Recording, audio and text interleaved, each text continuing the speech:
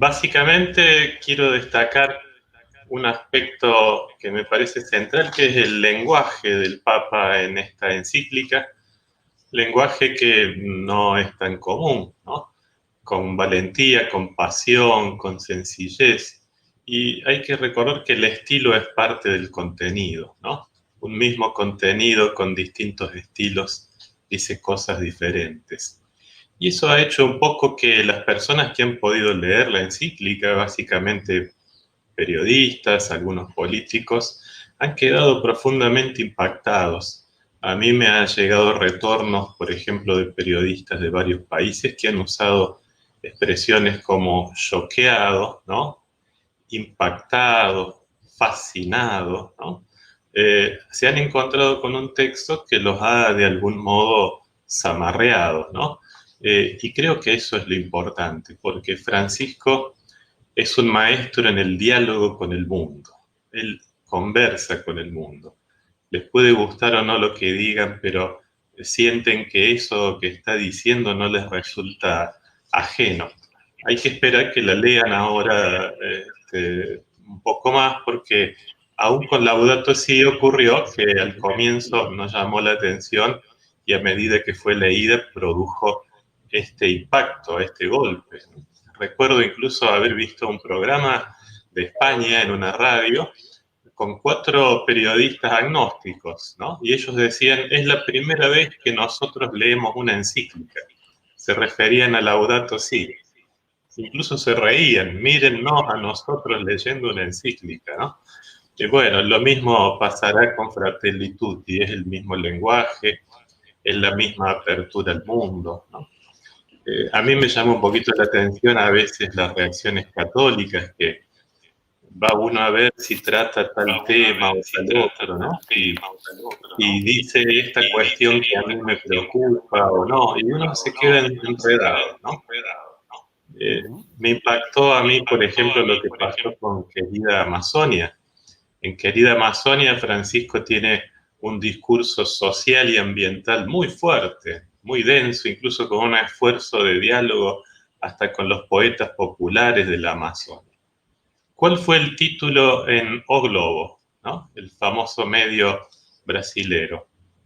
El Papa no habló de los curas casados. Es lo único que recogió el medio cuando en ese momento Bolsonaro y la clase política y la sociedad brasilera necesitaba el mensaje social y ambiental de Querida Amazonia, ¿no?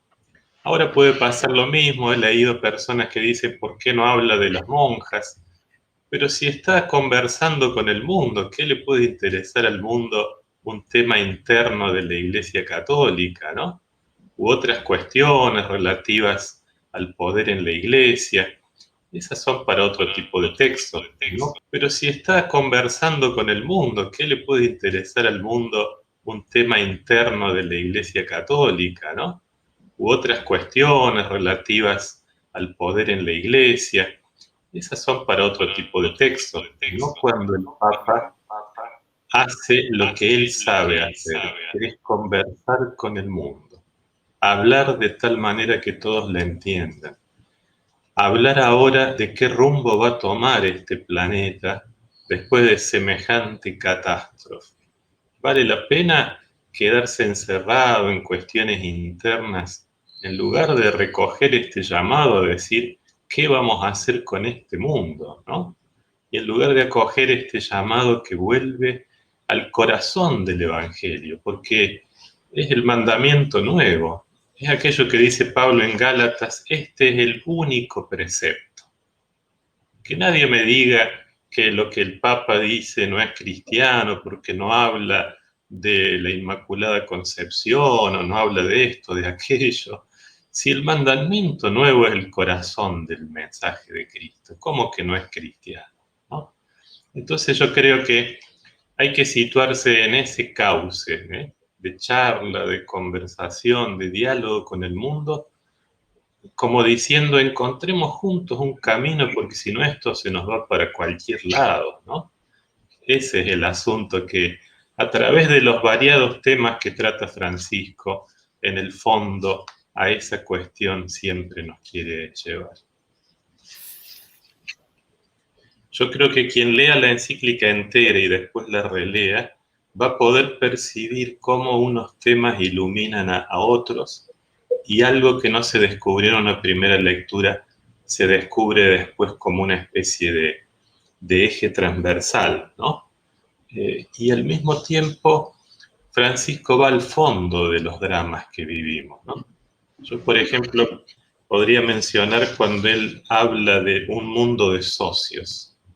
En este mundo ya no es posible hablar de prójimo porque se tiende a buscar el beneficio personal, la gratuidad ya no existe demasiado. Entonces dice, la palabra prójimo ya no tiene significado, queda solo la palabra socio. Me asocio con alguien por algo que me hace falta, ¿no?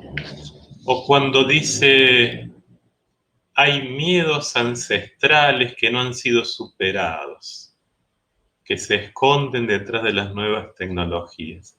Detrás de la muralla de la antigua ciudad está el territorio de lo desconocido.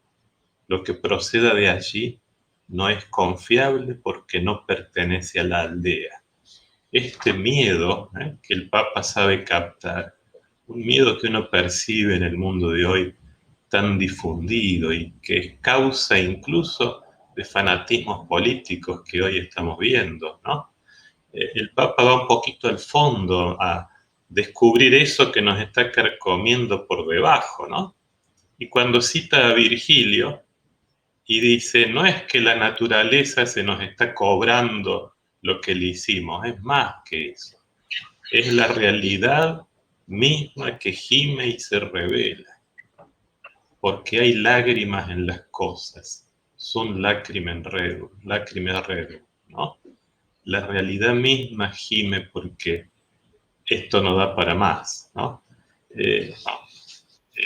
Esto lo digo porque a veces parece que Francisco trata un collage de temas sueltos, ¿no?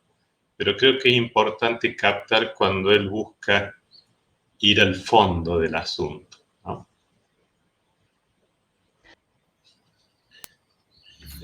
Yo en ese sentido distinguiría como tres líneas que conviene percibirlas, que son lo que sería un cambio estructural, y ahí nos hacemos un planteo sobre la política internacional, sobre los gobiernos, ahí está todo lo del sistema económico también, ¿no? Eh, Acá el Papa plantea cómo el golpe de la pandemia nos obligó a volver a pensar en las personas y a darle al Estado la intervención que le corresponde solo a él, ¿no?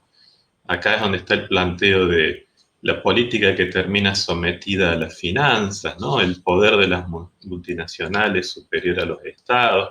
Todas estas cuestiones ya conocidas que Francisco retoma aquí, ¿no?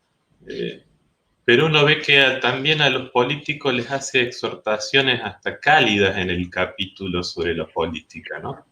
Le dice, fíjate que no estés arruinando el sentido de tu vida.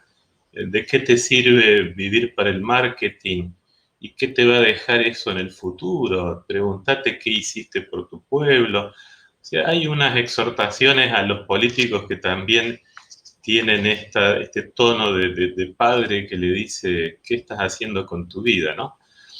Pero evidentemente apunta sobre todo al cambio estructural que necesitamos en nuestros países. Pero hay una segunda línea que es la existencial, ¿no? Que es esto que mencionaba recién con respecto a que la encíclica es para cada uno de nosotros, cada uno puede vivirla. Hay un texto que me parece muy elocuente en este sentido, cuando dice, muchas veces es necesario negociar para desarrollar cauces de paz. Aquí está un poco la cuestión estructural, ¿no? pero los procesos efectivos de una paz duradera son transformaciones artesanales, donde cada ser humano puede ser un fermento eficaz con su estilo de vida. Cada uno juega un papel en un proyecto creador. Esta exhortación que va entonces a cada uno, ¿no? Y en tercer lugar, una cuestión que me da la impresión que en Europa no suele ser muy tenida en cuenta, que es la cuestión cultural, ¿no? ¿No? Francisco en este tema ha profundizado mucho desde joven y es un punto que él ve claro. Por eso habla de un pacto cultural, ¿no? Eh, Armar cosas desde un escritorio para resolver los problemas de los pobres, pero no incorporarlos a ellos. ¿Cuántas veces de los escritorios de los políticos salen planes de vivienda, de empleo, que después no funcionan porque no han recogido el estilo propio de las bases, ¿no? El modo que tienen ellos de luchar, de salir adelante, ¿no? Esa incapacidad de recoger la cultura de los distintos sectores sociales y ese modo propio de encarar las cosas, ¿no? Y la cuestión de la cultura no es menor. Yo veo hoy en día una derecha grosera que estaba muy contenida, pero que ahora es como que ha explotado.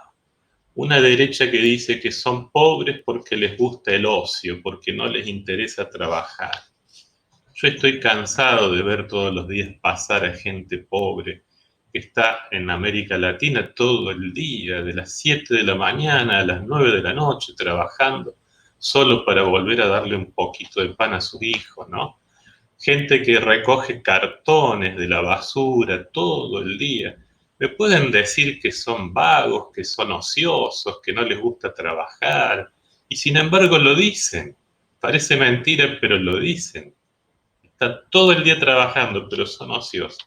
No les gusta el trabajo, por eso son pobres, ¿no? Y en ese sentido, dice Francisco, las ideologías han perdido todo pudor.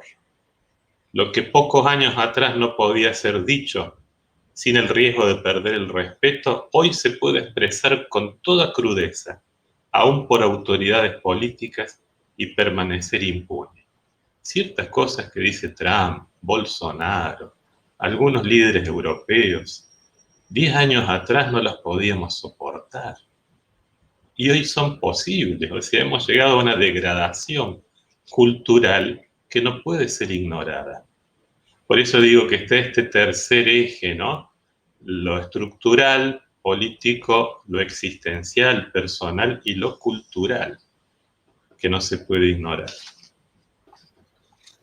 ¿Has escuchado que hay legisladores de algunos países que han dicho que este virus va a permitir una purga para que no haya tantos negros, pobres, vagos? Legisladores han dicho cosas de ese tipo, que no las tolerábamos tiempo atrás. El problema que yo veo es que determinadas orientaciones ideológicas con suficiente dinero han logrado un impacto en las redes que es enorme.